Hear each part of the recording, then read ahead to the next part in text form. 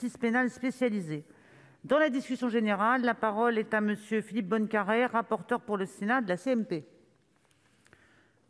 Monsieur le rapporteur.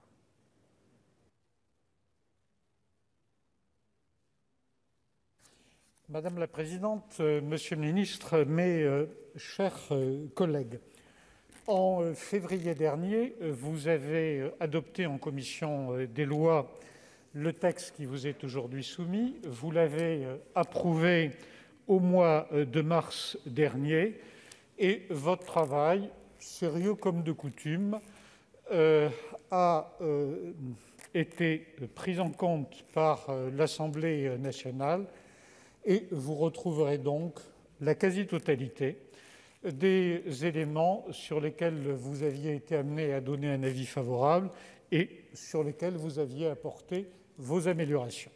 C'est dire que la CMP positive ne vous surprendra pas et j'espère donc que vous maintiendrez le même avis favorable que celui qui a été exprimé par les différents groupes de notre Assemblée en CMP. Je voudrais très rapidement, non pas reprendre l'ensemble des dispositifs techniques, mais insister sur les points saillants du texte.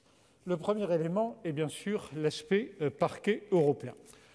C'est un sujet ancien, c'est un sujet très connu de votre maison ou de notre maison, puisque je vous rappelle que vous avez été le premier Parlement au sein de l'Union à émettre au titre du contrôle dit de subsidiarité un carton orange, et ce fut à l'époque sur les prémices du parquet européen que vous avez suivi attentivement.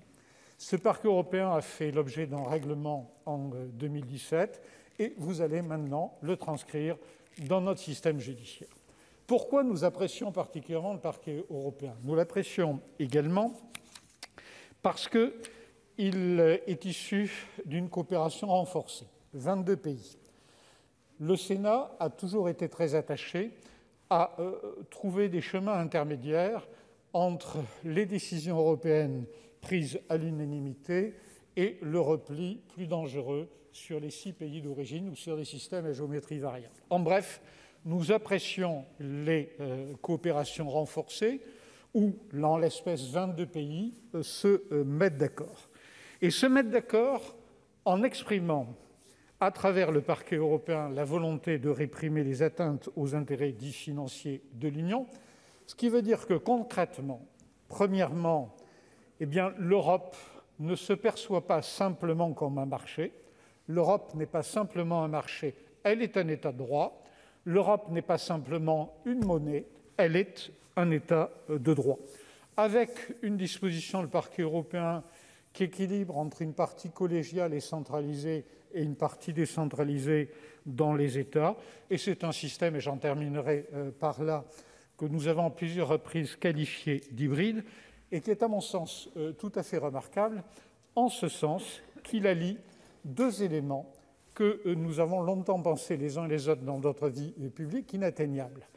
Pour les uns, il est important de maintenir une logique dite de souveraineté, et souvent ceux qui portent la logique de souveraineté ne sont pas très favorables au volet construction européenne, ou souvent à une autre Europe, et vous avez une autre partie de l'opinion publique ou de la représentation publique qui, elle, est très attentive à la construction européenne. Et là, le texte qui vous est présenté est à la fois suivant un modèle européen, puisqu'il va sur un élément d'intégration supplémentaire à travers un nouvel outil, mais c'est également un texte qui respecte la souveraineté des États, puisque toutes les mesures qui peuvent relever d'un contrôle des libertés, qui peuvent également relever tout simplement de l'appréciation à travers les juridictions de fond, ce sont les JLD français, les juridictions de fond françaises qui examineront. C'est donc un texte qui est particulièrement équilibré, particulièrement bienvenu. Vous avez également dans ce texte traité, à l'issue du rapport de M. Molins, les subtilités des relations entre le parquet de Paris, le PNLP, le PNF et les procureurs généraux. Votre texte a été voté conforme par l'Assemblée et vous avez, bien sûr, examiné le 2e volet, qui était celui de la spécialisation des juridictions en matière d'environnement, pas la création de nouvelles juridictions, mais la spécialisation d'une juridiction par cour d'appel. Vos apports ont été maintenus par l'Assemblée nationale, qui a complété sur un point important. Vous aviez prévu, comme l'avait envisagé la Chancellerie, cette spécialisation pour la matière pénale environnementale. L'Assemblée, ce qui paraît parfaitement justifié, l'a étendue aux modalités de réparation, donc à l'ensemble du contentieux civil. Avec ces juridictions spécialisées, vous avez également intégré dans notre droit de l'environnement la possibilité de recourir à des conventions dites judiciaires d'intérêt public. Vous connaissez bien la puissance de ces instruments. Ils sont issus de la loi dite Sapin II et ont connu un assez grand succès en matière fiscale. Il est proposé de l'utiliser en matière environnementale avec probablement, à notre sens, la même logique pratique et la même logique de succès. Derrière, il n'y a pas de problème de démocratie ou de transparence. Les conventions sont homologuées par le juge, elles sont publiques, il y a des modalités spécifiques de publication qui sont faites et, sans vouloir entrer dans trop de détails, elles permettent également, ce qui peut dans certains cas être extrêmement important, de mettre en place, au-delà des peines d'amende, etc., et de réparation, de mettre en place des mesures dites de monitoring qui vont au-delà de ce que pourrait faire une juridiction. Troisième élément, vous traitez dans ce texte toute une série soit d'imperfections législatives, soit plus exactement, et pour être plus honorable dans la présentation, de conséquences de QPC. Vous en aviez déjà traité plusieurs. Il y en a qui sont arrivés en cours de route. Et par exemple, je sais que M. le garde des Sceaux y est particulièrement attaché. Il peut y avoir parmi vous aussi des amoureux de l'histoire du droit. Vous avez, dans ce cadre, à l'issue d'une QPC, l'intégration dans notre droit de la possibilité d'une réhabilitation des condamnés à mort. Il y aurait éventuellement un cas qui pourrait être concerné. Je n'ai pas besoin de vous dire que c'est un sujet qui, par définition, a vocation à rentrer en voie d'extinction. L'Assemblée ne nous a pas suivis sur un point qui est à l'article 11. Je ne suis pas cependant certain que nous ayons sur ces bancs une grande nostalgie de l'article 11. Pour dire les choses très simplement, cet article 11 était une vive demande de votre prédécesseur, monsieur le garde des Sceaux, qui s'était fait le porte-parole de l'expression des collectivités d'Île-de-France en insistant sur la problématique des infractions dans le domaine des transports collectifs, qui peuvent être pour un certain nombre de personnes, non pas un lieu de transport, mais un lieu de travail, ou du moins un lieu de travail irrégulier. Et l'idée avait été de créer une peine complémentaire, dite de non-présentation dans les réseaux de transport, qui, dans l'esprit de ses promoteurs, devait faciliter l'intervention des forces spécialisées en matière de sécurité sur les transports collectifs, lorsque les gens étaient récidivistes, avaient fait l'objet de cette peine complémentaire, en constatant simplement qu'ils étaient dans le réseau de métro pour les en retirer sans avoir besoin de jouer au chat à la souris et de les surveiller de station en station pour les prendre en flagrant délit.